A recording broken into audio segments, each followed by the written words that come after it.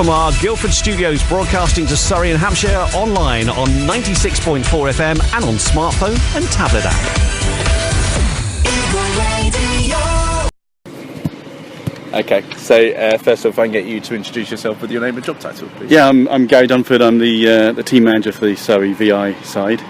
Okay, do you want to, it's a bit of a silly question, but just to kind of explain the sport, what is it? What's the difference between it and cricket we might see on the TV? Okay, there's actually not a lot of difference. I mean, they use a size 3 football with ball bearings in.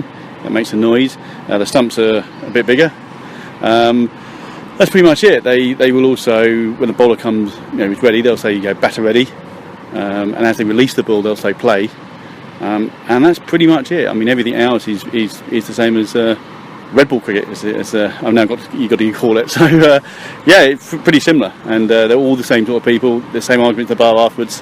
That the umpire gave me out. I wasn't LBW and all that sort of stuff. So everything's the same as a red ball cricket game. Why do you think it's important that we have this sport going? And there's obviously money being invested in it. Yeah, there's a bit of money, and we're very lucky. We got sponsors. First State Investment are sponsoring the Surrey side.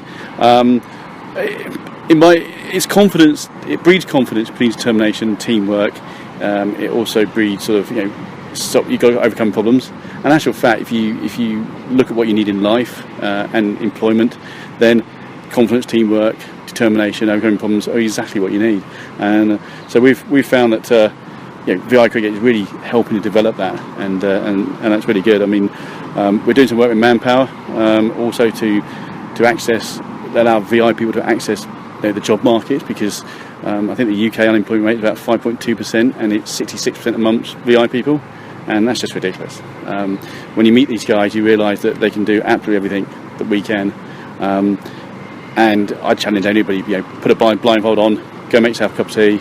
These guys get on tubes, they all get to Clapham Junction, they all come down to Farnborough, get on taxis, come up here.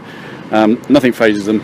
So I think the sport's really encouraging and developing that, and we just need to get more people playing it and more people aware that that people can do exactly anything we can. Do you think the confidence thing is a big issue? I mean, it must be. And you mentioned about work. Do you think a lot of that is actually the guys feeling confident enough to go out and? We got a girl who was used to be worried about leaving the house. What she says to me is VI cricket, I can now go and pay for things at checkout. One of the things she said was very soon I'll be able to leave my own house on my own. Well, that's ridiculous. So if we can breed that sort of change on people's lives, then it's important. And that's what I see. Some of the work that we're doing, we want to do in the future, is about changing people's lives. To me, that's the main thing. I think also we talk about employment. It's actually not the VI people. Yes, they can do with help in terms of how to sell themselves and how the skills they have. It's everybody else. I mean, it's understanding that a visually impaired person he can do everything. You might need to adapt things. You might need to do different things, but they're not a disabled person. They're a person with a disability.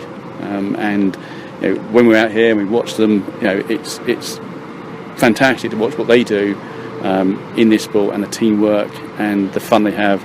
I've never had so much fun as being involved with this. It's brilliant. Do all of the big clubs now have a visually impaired team? Most of the counties do. So we're in a league with Surrey, Hampshire, Berkshire, Dorset, Kent. There's a national league which involves Warwickshire, Lancashire, Yorkshire, and one of our aims is that Surrey should really be in the national league. It's a big county; it should be up with those sorts of counties. So that's one of our drivers, is to develop the game down here, get more players playing it, and get another side out. So the first side going to the national league, second side into what we call development league. Keep it going, develop a women's side. There really is nothing to stop us doing more and more. So most of the counties do have a VI side, and we are part of the Surrey County Cricket Club. Fantastic, and that is an investment in itself, isn't it? The fact that the club has taken the decision to have a visually impaired side. Absolutely. I say First State have invested. There's time. People in the county club, whether it's the marketing people, some of the coaching down there, the trust, the foundation officers. People invest a lot of time in it. We're also grateful to the clubs like Frimley who host us. You're not playing a part. You're playing at a club. You're part of a club. and it all generates the right attitude and the right fun, and it's a fantastic thing to come and get involved with. What if people do want to get involved? What do they do? Yeah, well, there's two ways. I mean, if they want to send me an email, it's surreyvicc@gmail.com. If they can't remember that, contact the Kia Oval. Speak to anybody in the Cricket Foundation. They'll find me, and just say they want to start getting involved with VI cricket. And it's a game for women, girls, men, boys, anything. Say in our team, we got a young girl playing who's 12, and we've got old people playing who are 65, 70. They're all contributing, they're all enjoying it, and the difference it has on everybody's life, mixing together the peers. It's I think making big changes to people's lives. So it's an excellent opportunity. Right, and home matches generally on a Sunday at Frimley? Yeah, normally we play home matches on a Sunday at Frimley. We can travel anywhere. So last week we played Berkshire, bowled them out 142 and got them in 10 overs. This week we've got a local T20 derby with Hampshire, so that'll be interesting. And we got more games against home games against Gloucestershire and Kent. So there's a league, there's T20, and there's another cup as well that we're entering in. So everything's done at Frimley on a Sunday. Brilliant. And I'm just going to put this on because it's a bit windy. So the first thing I need is if you could tell me your name and your age. Storme Dunford, and I'm 12. Brilliant. And you play for the... tell me what you do. Who do you play for and what position do you play? I play for Surrey, and usually I'm like the 11th player, but sometimes I'm 12th man. Brilliant. And we were just talking about how much younger you are than the oldest. So what's the age gap between you and the oldest player in the team? Quite a few years. How old is he? Around like 60 or 70. Right, okay. So what's it like hanging out with these older guys playing cricket? Well, it's probably lots of fun. Yeah. Right? Yeah? It's different from hanging out with people my own age. Yeah. What do you like about the sport? Well, I'm really good at it, and it's just really fun for me. What are you more batting or fielding? What's your area? I usually field, but I'm quite good at batting too. Yeah, and you were telling us about your first game of the season last week. How did that go? Well, we won with 18 overs to spare. They got like 142 all out, and we got 146 none out and in 10 overs. So brilliant. And have you? So when you're playing at school, do you play what would be what I'd call normal cricket? I suppose I can't think of a better way of saying it. Well, yeah, I do play normal cricket, but sometimes when they play cricket and stuff, they say like, "Are you ready?" or "Ball's coming now," or something like that. What do you think's the hardest thing about the sport you play, and what's the best thing about it? Well, the best thing is that it's really fun and it's really good, and I think it's made me more determined and have more courage. And the hardest thing about it is the fact that you have to track the ball, and you only use like your ears or your ears or the little bit of sight you have. Yeah. So you say it gives you more courage, so does it make you feel a bit more confident? Yeah. Do you think it's helped you in other bits of your life at school and stuff? Yeah, I think it's helped me with like sporting activities, and I'm more better at like cricket and hitting the ball. Brilliant. That's great. I think that's it. Is there anything else you wanted to say? No. Brilliant. Cool. If I get you to introduce yourself with your name and your title. Yep, I'm Mark Allen. I'm Surrey VI's head coach. Brilliant. So we were talking just now about the differences between training, so what I now know is Red Bull cricket and VI cricket. What are the differences? Not that many, to be honest. I tend to think they're cricketers with a disability, not the other way around. So really it's all about being adaptable. So as a coach, if you can adapt, it's easy. So if you train at a cricket club and do shuttle runs, then we get the VIs to do the shuttle runs. If you do a relay race, we get the VIs to do a relay race. Why should they miss out? Just treat them normal people.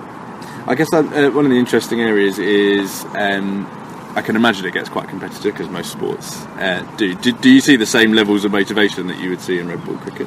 Probably more, to be honest, because in a team you have 4 totally blind. And obviously then everybody else is giving them commentary on what's going on, so it gets very, very competitive. We're lucky at Surrey, because we train at Frimley with Gary, sorted that out for us. We've attracted 3 or 4 ex-England players. We've got 1 ex-England and 3 England players, so we're lucky. So we've got them bringing that competitive edge down and setting a massive example to all the others. Cool. Can you explain kind of technically how it works? So you set up like a normal cricket field, I guess? Yep, stump to stump, still 22 yards, still exactly the same. Boundary's a little bit shorter, it's about a 50-yard boundary. Then what will happen is the keeper will clap or call your name. You ask batter ready, the batter says yes, and as you release the ball, you shout play. So if you don't shout play when you release the ball, that's a no ball. Okay. Totally blind batsman gets 2 bounces. They have a runner, so the runner runs up and down for them, and their runs count double. So if they hit 6, that's 12. Likewise, so then they can't be stumped, they get half out, leg before. So again, we get good B1, it gets really competitive. And the ball, because the ball is special, it's a bigger ball, and talk us through that. Yeah, it's a size 3 football with ball bearings in, but actually it doesn't make as much noise as you think it would make. So the guys put blindfolds on Gary and myself, and we have a go, and how they do it, I do not know. I'm a pretty good coach, but I'm not a very good VI player. And do you guys get involved? You spoke about blindfolding people, so will you guys play? Generally not, no, because we're rubbish at VI cricket. But it's fun to see people put the sim specs on. We played Aldershot as a pre-season friendly, and to see the guys turn up really apprehensive, not knowing what's going to go on, and then to put the sim specs and the blindfolds on them to actually go through what these guys go through. The only difference is they could take the glasses off at the end of the game, whereas the VI guys just carry on as normal. But they're fantastic individuals. I've been coaching nearly 6 years with VI cricket, and every session I do, it's just, you guys are amazing. And I go, no, we're not, we're just ordinary people. No, they're amazing, they are fantastic. When I first learnt to do disability cricket, the first question I got asked was disabled aware or disabled afraid. And I put my hand up, I was disabled afraid, because really society, we're not taught about disabled people, but they are people. So 9 times out of 10, if you can look behind that disability, they've got some amazing stories they can tell you.